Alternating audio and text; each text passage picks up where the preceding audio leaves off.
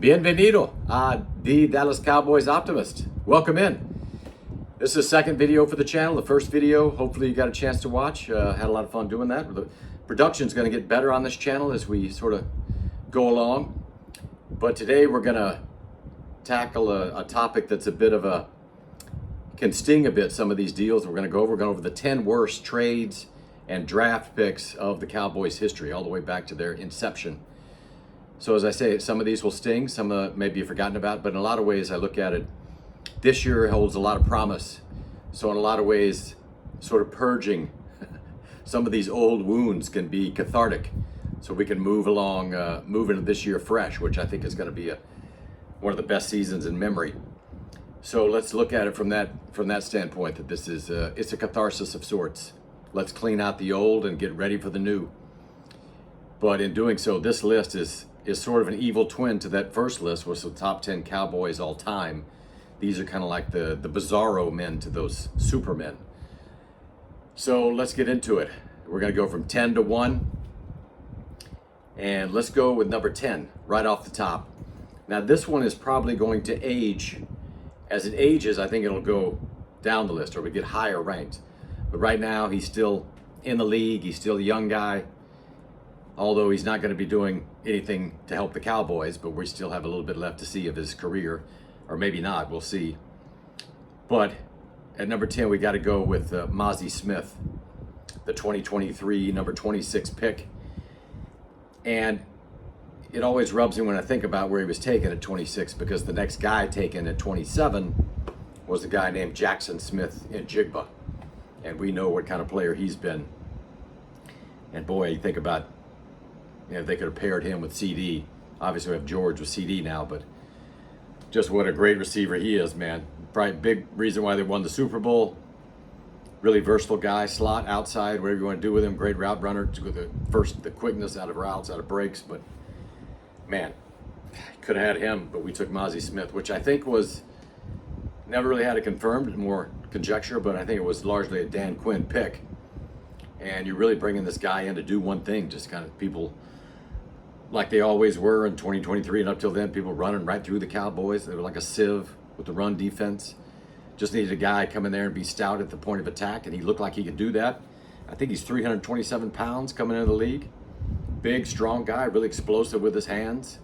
Looked to have some pretty good first step quickness, but man, he really just got nullified at the professional level. Ended up, I think, for his career, he had 2 sacks as a Cowboy in 3 seasons and 50 some odd tackles. And last year, 2025, I think he only played 5 games. So really underwhelming. He's with the Jets now, but that's a bad pick. And just as an addendum to that, when I think about that, obviously he's a Michigan guy. We know we've had a little bit of a issue with Michigan. Hopefully that curse is getting broken this year with Barham, which I think it is.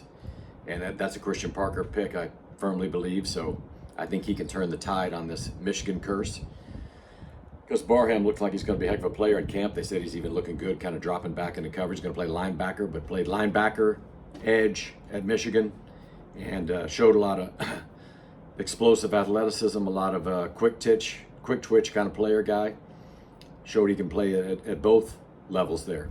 Showed promise at both. So he's a really versatile guy. We need a lot of depth in the linebacker room. It's still, I think, lacking quite a bit. I've been thinking they're going to get another linebacker anytime. And coming up, we're going to be going into more training camp coverage. But maybe they will bring in someone to sort of fill out that room, because with Overshown, of course, you never know. And that takes me to that draft that year was really didn't turn out to be a great draft. As I mentioned, there was going to throw in an addendum there with the number 2 pick was Schoonmaker at 58, another Michigan guy. And you have to say he's been a pretty big disappointment so far. I know they want him to be a good blocker, and I don't know how he grades that actually in PFF with his blocking, but as a pass catcher, I think he's caught 49 passes for about 460 yards over his career thus far. So he's been pretty big disappointment. He may get crowded out this year. We'll see. I'm interested to see this Trigg guy from Baylor, undrafted free agent, but the guy that shows incredible amount of athleticism and catch radius, and he could make a big impact. Can't wait to see what he does in camp. So I'm hopeful that he's gonna shine through and maybe end up being a star because he brings a lot more to the field, it seems, than Schoonmaker does. So he may eventually be a casualty. So that 2023 draft is, you got overshown at 90 in that draft, and if we can keep him healthy, he's going to be a heck of a player. I think even last year, I know PFF had him in the top 10, even though he's hurt all year, he's still ranked that high. They regard him that highly, even though he's coming through another injury. So he is the one jewel out of that draft. You had Fahoko or Fahiki, I forget his last name exactly, Fahiki. Just not a very good draft that year, unfortunately. But Mazi was the headliner, and he definitely earns his spot on this list at number 10. Okay, let's go down. Let's move it down. Let's go number 9. And this is going to be a little ways back. We're going all the way back to 82. We're going to go back even further, but of course at that time he's a little bit before my time, but he was a first-round pick. I know he didn't play, I don't think he played a single Cowboys game. It was Rod Hill. Yeah, he never actually started a single game, 25th pick. So you have to classify that as a major bust for your first-round pick. Not getting a difference maker, not even getting a starter, not even getting a contributor, getting a 0 in that department with Rod Hill. So that was an infamous pick. We're going to move down now to number 8 on the list. Number 8.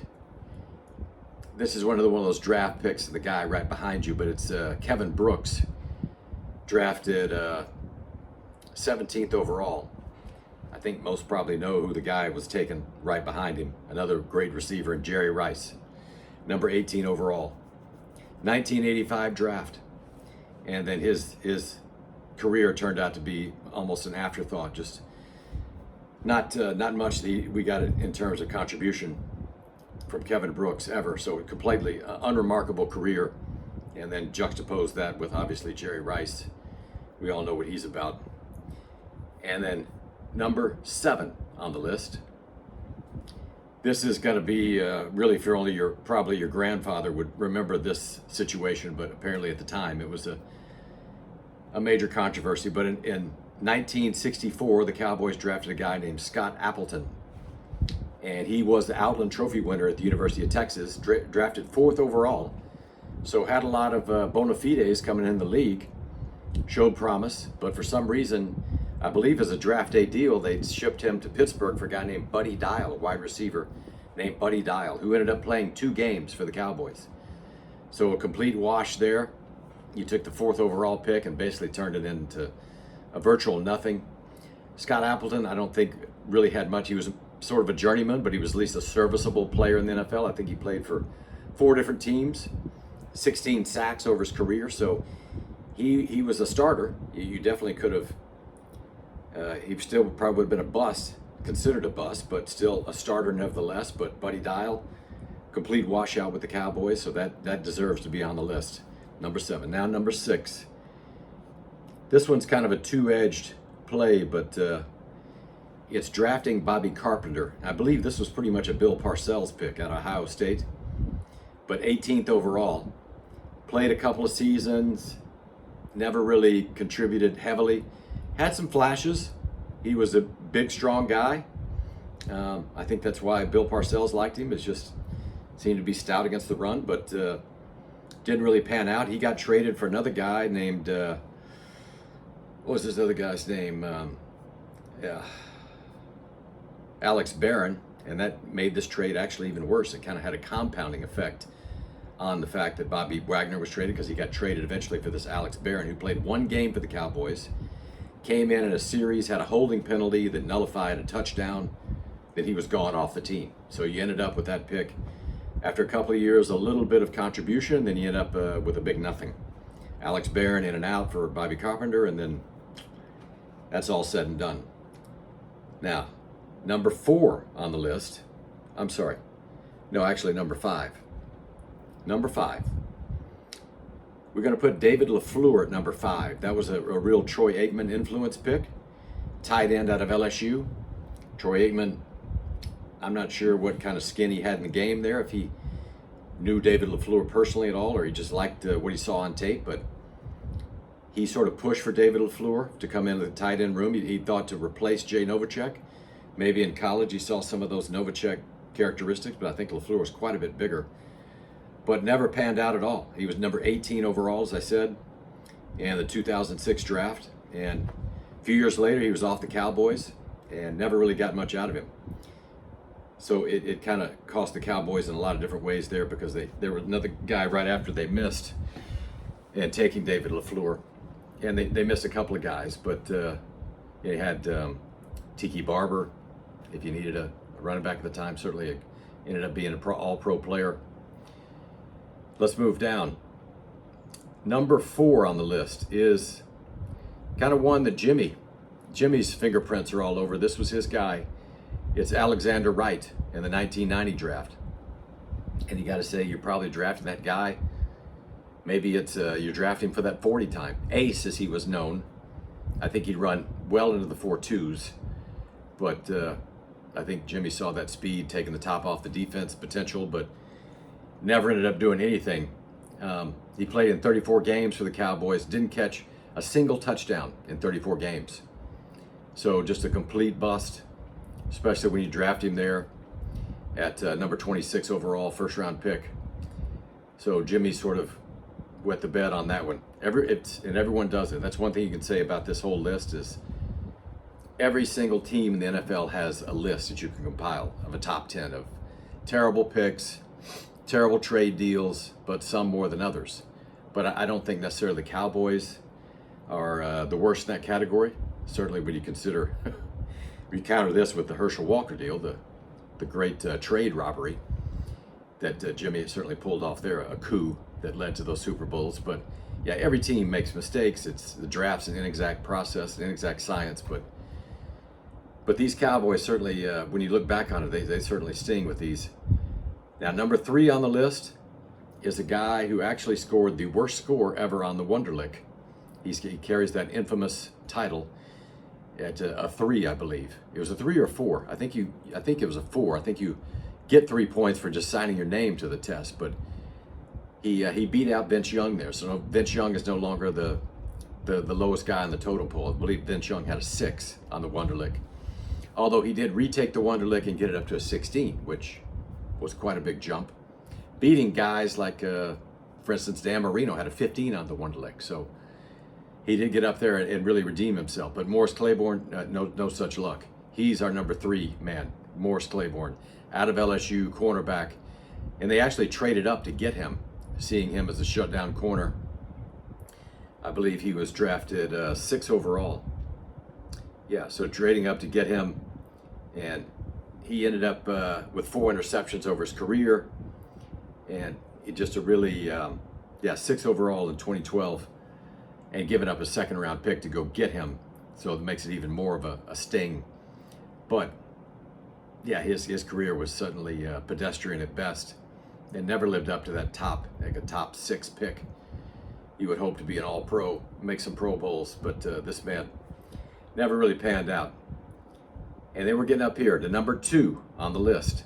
A man I'm sure you're all waiting on, and everyone sort of knows this to be one of the worst, if not the worst. It's probably the most recognizable as the worst. Number 1's may surprise you a bit. You may not even thought about it, but number 2 is our man, another Michigan man, Taco Charlton. And we know sort of it'll go down in infamy as the pick that was made, and then 2 picks later is TJ Watt. So that stings, obviously. But Taco came in as the number 28 pick overall, then TJ Watt, 30 to the Pittsburgh Steelers. So that hurts a lot, and then Taco just never panned out. I think he made it 2 seasons before Dallas moved on from him entirely, and then was out of the league soon thereafter. So just a complete washout, complete bust.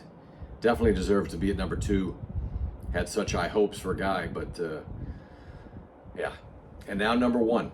The number 1 worst deal that the Cowboys have made, or draft pick, in our estimation, is 2000 trade for Joey Galloway.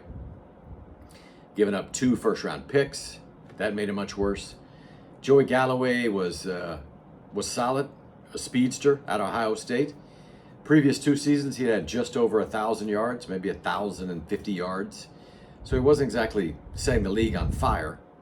He was, but I believe that was only 3 seasons he had in Seattle. Actually 4, because he came in 2000. But still, you give up 2 first-round picks for a guy that really wasn't showing himself to be one of the best. I'd say he was not a top 5 receiver in the league at that time. You're betting on the come to some degree, I get it. But he tore his ACL in the very first game, the very first Cowboys game, and really was never the same after that.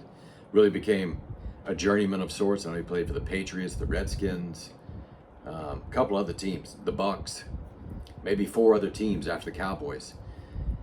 So that's a tough one to swallow. And then one of those first-round picks Seattle used to take Shaun Alexander, who turned out to be an NFL MVP. So that rubs a little bit of salt into the wound. You can always look back with hindsight. It's always 2020. I could have had this guy if I kept my first-round pick. But he took a swing. It didn't work out. He seemed to become gun-shy to a large degree after that, it seemed. And now we've gone through, maybe that has run its course over the years, and he's back in the saddle, really making some free agent deals and getting more active in the free agent market and not just shopping for bargains, which he has been doing, but they do it effectively, I will say. But that's our number 1 guy. We're going to make an honorable mention also. The guy that could have made the list was the Roy Williams deal that, let's see, in 2008, they traded for Roy Williams. They gave up a 1st, a 3rd, and a 6th-round pick to the Lions. And that same draft class, actually, that pick they gave up for the 1st round, Clay Matthews, was still on the board. They could have had Clay Matthews, but that's, again, that's hindsight being perfect. But yeah, and Roy Williams really didn't pan out to do much. He missed a lot of time, ended up being a little bit of a headache, a little bit of a malcontent, and didn't contribute that heavily. I think he ended up with, I forget the numbers exactly. I don't have them down, but he just didn't pan out. So that's an honorable mention for sure. So that's it. That's our 10 worst deals. Those are our bizarro picks to our Supermen that inhabited the first video. Hope you enjoyed that. Hope that didn't bring back too many bad memories. Let me know anything I missed there, any guys or any deals or draft picks that you think should qualify for the top 10. There are a number that I can think of that didn't pan out, that could have broken into it, but this is what we ended up with. So let me know anything you have. Subscribe, like it, comment. A lot more Cowboys coverage coming up this year. A lot more optimistic coverage, especially heading into training camp in Oxnard in a couple of weeks. So we'll be evaluating the Cowboys from afar.